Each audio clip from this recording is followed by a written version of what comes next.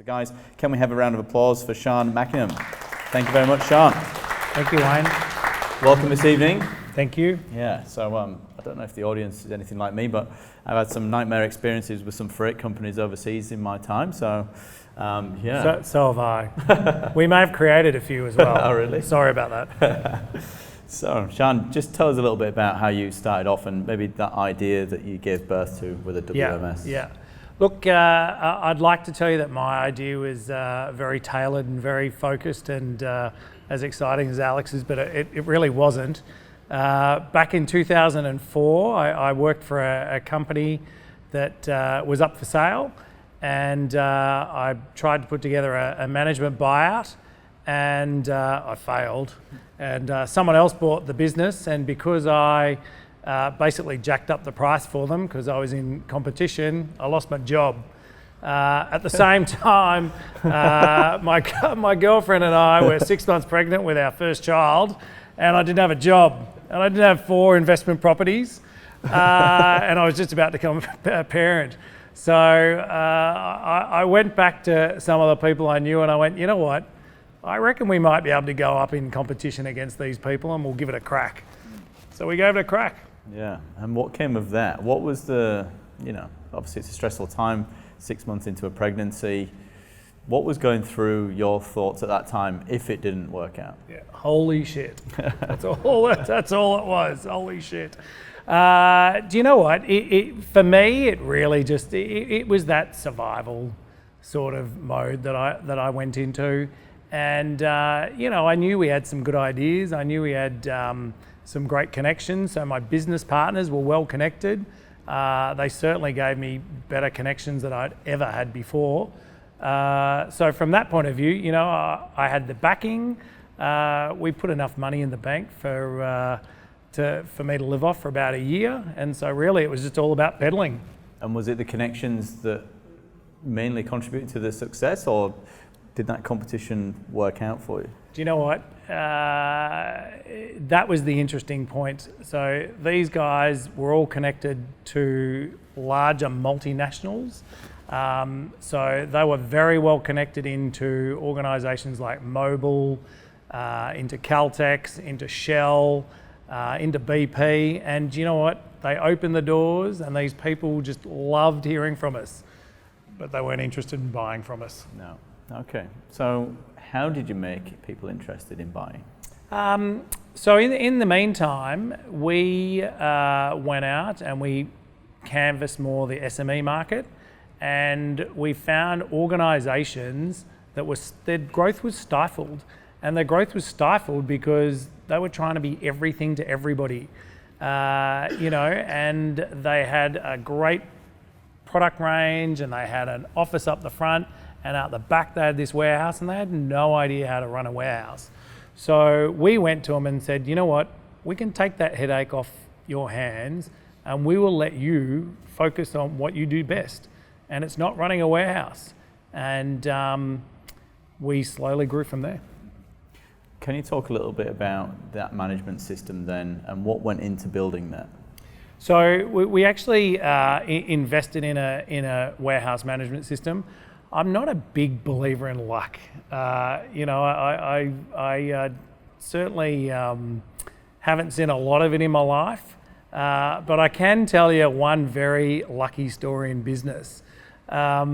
We went out, we needed to get this warehouse management system because what we needed to do and the complexity of the clients that we're dealing with, we needed to get some serious software. We couldn't build it. So we had to go and buy it, and it was going to cost us about 200 grand. We couldn't fund it, so we went to the bank and we said, you know what, we'd like to borrow the money for software, not hardware, for software. Now, you know what, we'd sort of analysed and procrastinated, and we'd gone through the process, and we'd build business cases and put a model together, and we'd done all those exciting things. And somewhere along the way we just went, you know what, fuck it. We're just going to do it, right? We don't think we can pay it off just yet, but we're just going to do it. So we signed up the documents, and we got the funding, and we put the system in April 2008. You want to remember what happened at the end of 2008? GFC. So can I tell you, if we procrastinated another 10 months, we would never have got the funding, or would never be sitting here talking to you about logistics. Awesome. Were there any kind of pitfalls in that dev company that you used for that? What was kind of the relationship like with those guys? Was it plain sailing, or were there headaches along the way when using those? With our software company? Yeah. Yeah. Do you know what? There's pitfalls in every relationship, right? So it doesn't matter what relationship you've got, there's always going to be a pitfall. I suppose it's how you manage them, that's the key. One of the things that we did with them, and it was partly by design, partly by default, but we became their guinea pigs for any new functionality they wanted in the system. And in addition to that, we also became their key site where they'd bring new clients to show them how the system worked. So we, in effect, formed a very strong relationship with this software company. And like any software company, they were always under-resourced, always had a lot of great ideas, but getting things done could be tough. But you know what? It was less tough for us because of the relationship that we'd formed with them, because of the fact that they could ring us up and say, you know what, we've got a new client, we'd just like to bring them through your site, show them how the system works, are you open to it? So I would spend probably 3 times a month sometimes helping them canvas their product in our warehouse, which ultimately got us a leg up. Because when we did need that new functionality, or we need to get it pushed to the front of the queue, we had a little bit of leverage. So it definitely helped us for sure. Yeah. So being the guinea pig then, did that help with the innovation side? Were you ahead of the competitors at this stage through being the guinea pig? Absolutely. And they were kind of smart because they realised that we were kind of smart, and they went, you know what, if we actually listen to these people and we take what they're saying on board, we could get some of these things in place. So yeah, we definitely contributed to their growth for sure. Yeah, so that feedback loop then, so obviously are you listening at the same time from your customers, the warehouses that you're managing, and then feeding that back up? How does that work for you? Yeah, absolutely. So our best relationships are collaborative relationships. We are an integral part of everything that they do, and they are an integral part of everything that we do. So, with most of our larger clients, we have weekly operational meetings. We go through the constraints that we're creating. We talk about the constraints that they're creating, and we work out what are we going to do to minimise those constraints for both of us. Because at the end of the day, if we're doing something that's slowing them down, that's a problem. But conversely, if they're doing the same for us, that's a problem.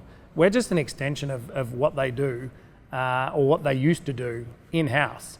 So it becomes a pretty easy relationship as long as we remember where the grassroots were. So the grassroots of your company? Yeah, are they? Can you talk a little bit about your values maybe and where those grassroots lie for you guys? Yeah, sure. Again, Alex talked a little bit about values before and core values, but our core values, we do like to keep things very simple. And we do like to, we're a service business. We're there to serve, and we're there to make sure that we can help our customers grow. We don't always believe that our customers are always right. That's a very fast way to go broke sometimes. But we're ultimately there to serve and to listen to our customers. So, as long as we can instill that into our staff, then it helps us go a long way. Cool. And what does the future hold for freight and yourself personally? Yeah, look, it's an interesting industry. More and more, there's nothing really manufactured. There aren't many consumer goods being manufactured here on shore. So everything's manufactured offshore. The incidence of online shopping is increasing. So the requirements for businesses and industry like ours, it's always growing. So, the future's very strong for industries like ours. For me personally, I've probably got a couple more years left in it. I've been doing it now for 14 years. I'll be ready to move on to something a bit more exciting. Do you guys ever think about climate change? So obviously a big topic these days. Does that ever come into your thinking in the way in which you make business decisions? Look, we are very mindful with the way we work from an environmental point of view. Because we don't do the transport per se, we subcontract that, but because we look after the warehousing side of it, we are very mindful. You know, we can create a lot of waste, but we can also reuse a lot of materials and recycle a lot of materials. You know, we don't use any gas or petrol forklifts. We use everything that's electronic. But we work, especially from a packaging point of view, of making sure that all the packaging is either recycled or disposed of properly, or more importantly, just reused where possible. Thinking about some of the pitfalls maybe, can you talk a little bit about some of those moments where you thought, oh no, is this really happening? Like, this can't be going wrong or whatever. Can you give some examples on that and how you dealt with that at the time? Yeah. I thought I only had 10 minutes left. I could talk about that all day. So, you know, look, I think that for me, there's multiple of pitfalls. I would say locking onto something and not listening sometimes has probably been one of my largest pitfalls.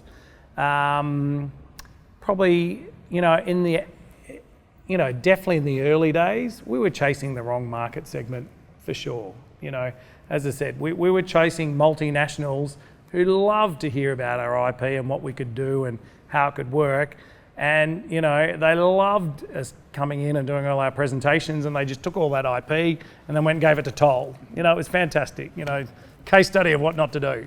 I suppose probably our biggest pitfall, though, as an organisation is, you know, how we go about managing our people. You know, we've got 100 staff, and, you know, managing staff is a tough gig, and if you don't do it right, it just really can become the biggest bane of your life. So I would probably say it'd be managing staff. And how do you manage them effectively, assuming that you do now? Yes, that's a very good point there, Wayne. That's a very good point. Look, you know what? I think it all starts at the recruitment process. There's probably two key things. You know, it's that recruitment process. So get them right on the way in. But to get them right on the way in, you've got to know what you're looking for, right? That's definitely the key. You've got to really clearly define what it is that you're looking for. And no different to what Alex talked about before. You know, at the end of the day, we rarely look for skills. You know, skills isn't the core component that we're looking for. We're looking for core values and fit. That's the key thing. You know, at the end of the day, I did want to pipe in before. It was a very technical term for those people that you didn't want in your business, and they're called competent assholes, right? So they're really fucking good at their job, but they piss off everybody around them. Right? That's a very painful experience, right? And the problem is you get lured into the sense of security of, shit, I can't do without them because they're so good at their job, right? But it doesn't help anybody. So I think the key thing is you've got to understand what are you looking for first, and that's where those core values come into it.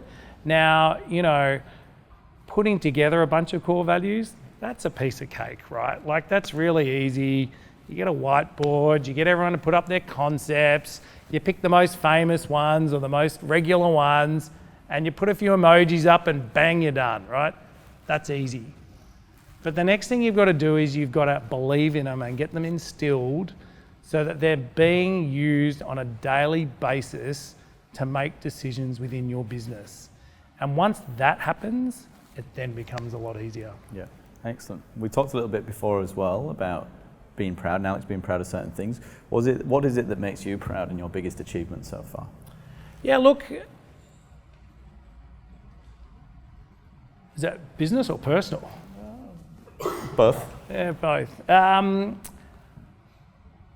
Look, we exist, you know, our business, it's a service business. And when we do it right, you know, we exist to help our customers grow. So one of my largest customers, when we first started with them, They were turning over just on $5 million. Last year, they were at $65 million, and he sold his business for $50 million. Now, he openly states that one of the keys to his success was partnering with somebody, outsourcing a factor of his business to somebody who could do it better. So I would say when you work with a client to help them grow and succeed, that for me is a very proud moment.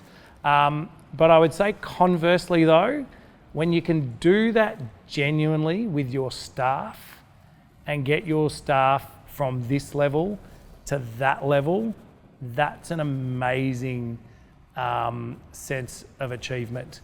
And then to top it off, to get that staff member to come up to you and go, you know what, couldn't have done it without you, that's, again, an amazing achievement. And then tonight's topic, obviously, if you knew then what you know now, what would that be? Or maybe there's several things there. Yeah, look, there would be a few, but you know, for me now, I'm on a mission with myself and also with my key senior leadership team about managing people and setting clear expectations and making sure that with everything that we're doing, we are making it very clear exactly what it is we expect.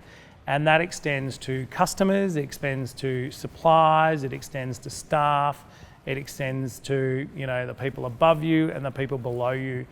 Because if you haven't made that expectation clear, and that can be just as easily with a customer, just because a customer says, I want this done and I want it done by then, if we can't achieve that for them, if we can't create that experience for them, we're going to make our expectations clear.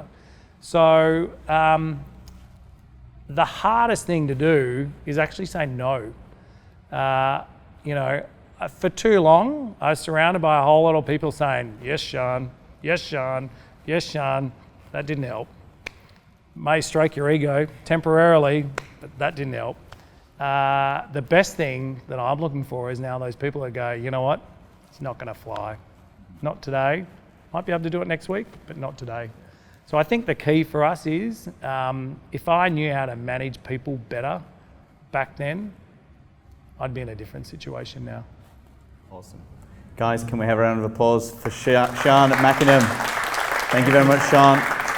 Awesome.